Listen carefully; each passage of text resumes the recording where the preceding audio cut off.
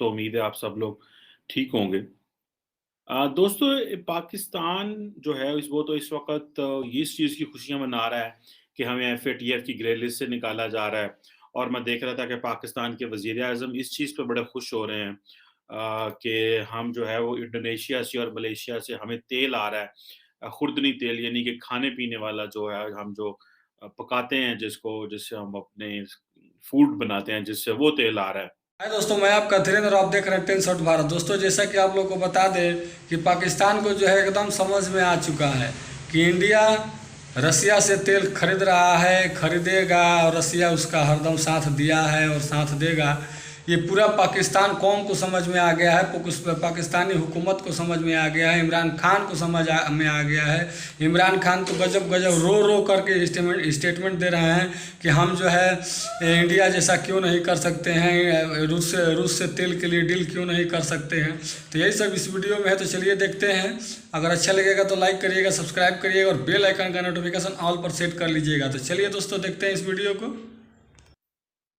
तो इसके साथ-साथ ये तो हमारी छोटी-छोटी खुशियाँ हैं क्योंकि हम बहुत सारी और चीज़ों में जो है वो फँस चुके हुए थे और हमें एक्चुअली जो काम करना था अपनी स्टेट को आगे लेके जाने में वो हम नहीं कर सके। ख़ैर, जो चीज़ मैं आप सबसे डिस्कस करना चाह रहा हूँ वो है international north south transport corridor.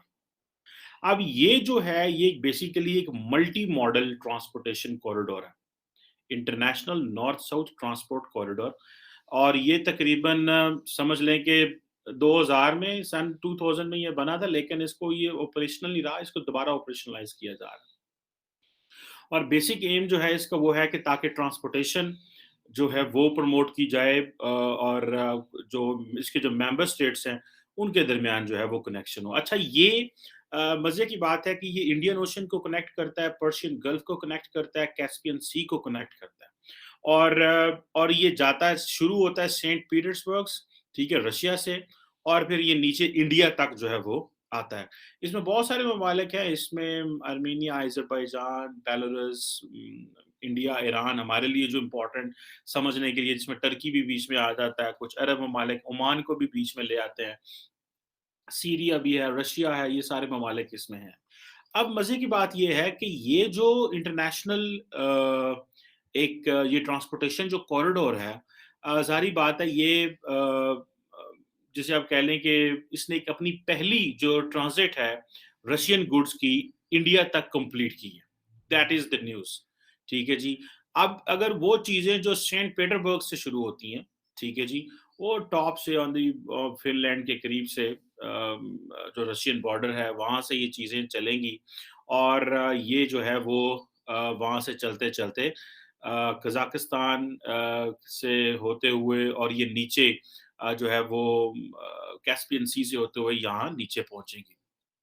अब इसमें ज़ाहिर बात है कि एक एक ज़ोन है जिसको कहते हैं वो एस्ट्रखान जो ज़ोन है, ट्रेड ज़ोन है, सोलोनाका ट्रेड ज़ोन है एस्ट्रखान में, सॉरी।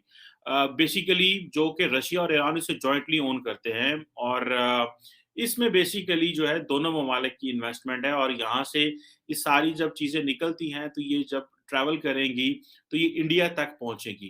अब ज़ाहिर बात है इसमें रशिया और जो इंडिया है वो बड़े प्लेयर हैं क्योंकि रशिया से ये चीज़ें शुरू होती हैं और इंडिया जो है वहाँ तक चीज़ें पहुँचती हैं। अगर आपको याद हो कि इंडिया जो है वो चाबहार पोर्ट में भी पैसा लगा रहा है और जगहों पे पैसा लगा रहा था, लेकिन रशिया और इंडिया जो है इन्होंने कमिटमेंट्स की हैं कि जो उनकी जो बायलैटरल ट्रेड है वो तकरीबन $5 बिलियन पर एनम होगी अगले 4 साल के लिए इस कॉरिडोर के ज़रिए। सो अब ये इमेजिन कर लें कि जो रशियन मैन्युफैक्चर चीज़ें हैं वो यहाँ पे भी वो इंडिया तक किस तरह पहुँच रही हैं।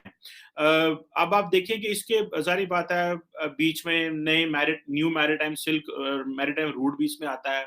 इसमें अगर आप इसको देखें तो इसमें कुछ एरिया स्विस कैनाल का भी आता है, फिर रेलवे नेटवर्क है, कॉरिडोर हब्स हैं, बहुत सारी चीज़ें आती हैं। सो आप स्टार्ट करें सेंट पीटर्सबर्ग से मॉस्को से होता हुआ ये जो है वो वोल्गोग्राड से होता हुआ एस्ट्राखान से होता हुआ फिर ये आता है जो एक बंदर है बंदर अंजाली अंजाली ईरान की और वहां से होता हुआ फिर ये बंदर अब्बास और देन ये मुंबई तक पहुंच सकता है, और फिर यहाँ से होता हुआ फिर मुंबई से निकल के ये जाता है crossing the Indian Ocean, then goes to Sudan and Egypt, और जो स्विस कैनाल का मैं आपको बता रहा था, and then Turkey, and Turkey से ऊपर से फिर वो पुर्तगाल, और वो जो यूरोप स्पेन से होता हुआ, पुर्तगाल और अटलांटिक से होता हुआ, देन ये अगेन नॉर्वे और फ्रांस के बीच में से चैनल से होता हुआ सेंट पीटर्सबर्ग पहुंचेगा। सो ये बहुत बड़ा कॉरिडोर है।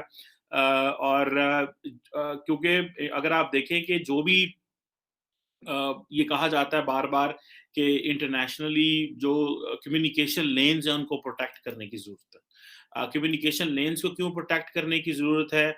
भई अब देखें, ये जो international north south transport corridor है, ये तकरीबन 7200 किलोमीटर 7200 किलोमीटर है, और ये मल्टी मोड नेटवर्क है। इसमें शिप्स भी हैं, रेल भी है, रोड नेटवर्क भी है। इसमें प्राइमरीली एक जो चैलेंज इनको आता है वो ये है कि ईरान के अंदर उन्होंने जो बंदर अंजाली है, वहाँ से जब ये चीज़ें पहुँचेंगी, तो ईरान के अंदर इनको एक तेज़ तरीन रेल नेटवर्क चाहिए, जो इनको फिर ये बंदर अब्बास तक लेके आएगा, और फिर पर्शियन गल्फ से होता हुआ ये इंडिया में पहुँच जाएगा। अब ये देखें कि ये 7200 किलोमीटर लॉन्ग ये रोड है, ये ट्रांसपोर्ट कॉरिडोर है, जिसमें ज़ाहिर बात है बहुत सारे ममालिक बीच में आते हैं, और बहुत सारा काम जो है वो होने वाला है। लेकिन over the period of time जैसे आप कह लें कि ये एक सिंक्रोनाइज़ेशन है। इसीलिए इंडिया जो है वो सेंट्रल एशियन ममालिक के बहुत करीब था, इसीलिए इंडिया रशिया से अपने पुराने कॉन्टैक्ट्स मेंटेन कर रहा है। इसीलिए इंडिया जो है वो मिडल ईस्ट में जो यूएई वगैरह के बहुत करीब है, ओमान के भी है, लेकिन यूएई के साथ खास तौर पे। यूएई के साथ है, पाकिस्तान ज़ाहिर बात है इस कॉरिडोर से बाहर है। अब क्योंकि हमारी भी रिट कायम रही है, हम भी जो है वो हमने अपनी टेरिटरी को इस्तेमाल नहीं होने दिया, क्योंकि ये जो है ये अब देखें ना कि ये अगर ईरान से होके इंडिया जाता है पर्शियन गल्फ से, तो why not it can come via Afghanistan and Pakistan. So हमारा अब प्रॉब्लम ये है कि अगर ये ईरान से अफगानिस्तान जाता है, तो Afghanistan is already a lawless place. वहां पे तो कोई पता नहीं कौन है, अगर वॉर लॉर्ड्स हैं, तालिबान है, कहीं पे टीडीपी होगी, कहीं पे इस्लामिक स्टेट होगी, कहीं पे अलकायदा होगी, पता नहीं कौन-कौन क्या-क्या कर रहा है। तो अफ़गानिस्तान पे तो कोई रिस्क ही नहीं लेता। जब अफ़गानिस्तान पे रिस्क लेता, तो ज़ाहिर बात है पाकिस्तान पे भी कोई रिस्क नहीं लेगा। हाँ, ईरान से होते हुए ये पाकिस्तान एंड देन इंडिया आ सकता है, लेकिन पाकिस्तान का प्रॉब्लम ये है कि पाकिस्तान कोई चीज़ भी इंडिया नहीं जाने देना चाहता। हम इस चीज़ को रोकना चाहते हैं, और इसके एडवांटेजेस भी हैं और डिसएडवांटेजेस भी हैं। ज़ाहिर बात है एडवांटेजेस कम है और डिसएडवांटेजेस ज़्यादा है इसमें। क्यों डिसएडवांटेज ये है कि भई पहली बात तो ये है कि एक बहुत बड़ी ट्रांसपोर्ट एक्टिविटी होनी थी, हम उससे बाहर हैं। डिसएडवांटेज ये है कि पाकिस्तानी प्रोडक्ट्स इसी रूट से होते हुए कहीं भी जा सकती थी, और पाकिस्तान में इसी रूट से होती प्रोडक्ट्स पाकिस्तान पहुंच सकती हैं। हमें कौन रोक सकता है? बल्कि मैं आज देख रहा था कि पाकिस्तान के ईरान के साथ रिलेशन इंप्रूव करने की बड़ी कोशिश कर रहा है। नॉर्मली लोगों को लगता है शायद पाकिस्तान और ईरान मुसलमान ममालिक हैं, तो बड़े अच्छे ताल्लुकात हैं। अच्छे ताल्लुकात कोई नहीं। अभी बिलावल भुट्टो जरदारी गए हुए थे ईरान में, और दोबारा भी जा सकती थी, और पाकिस्तान में इसी रूट से होती प्रोडक्ट्स पाकिस्तान पहुंच सकती हैं। हमें कौन रोक सकता है? बल्कि मैं आज देख रहा था कि पाकिस्तान के ईरान के साथ रिलेशन इंप्रूव करने की बड़ी कोशिश कर रहा है। नॉर्मली लोगों को लगता है शायद पाकिस्तान और ईरान मुसलमान ममालिक हैं, तो बड़े अच्छे ताल्लुकात हैं। अच्छे ताल्लुकात कोई नहीं। अभी बिलावल भुट्टो जरदारी गए हुए थे ईरान में, और दोबारा यही कहा जी कि मैं ईरानी भी हूँ, क्योंकि बिलावल भुट्टो की जो आई थिंक नानी थी, she was from Iran, if I am not wrong. तो उनको जारी बात है इस चीज़ की जो है वो एक है थोड़ी सी फीलिंग कि भाई ईरान के साथ वैसे भी वो अपने ताल्लुकात को अच्छा करना चाहते हैं, शुरू से ही ये उनकी कोशिश होती है। लेकिन एनी हाउ ये जो क्वेश्चन है कि भाई अब ये जो ट्रांसपोर्ट कॉरिडोर है, इसमें हम कहीं नहीं है। ईरान मेन स्ट्रीम है, ईरान की चाइना के साथ भी ठीक ताल्लुकात हैं, ईरान मिडल ईस्ट के साथ भी प्रॉपर्ली नेगोशिएट कर रहे हैं, सऊदी अरब, और हम इस प्रोसेस से बाहर हैं, क्योंकि एक तरफ इंडिया है। इंडिया ज़ाहिर बात है हमने इंडिया के ऊपर क्वेश्चन मार्क लगाए हैं।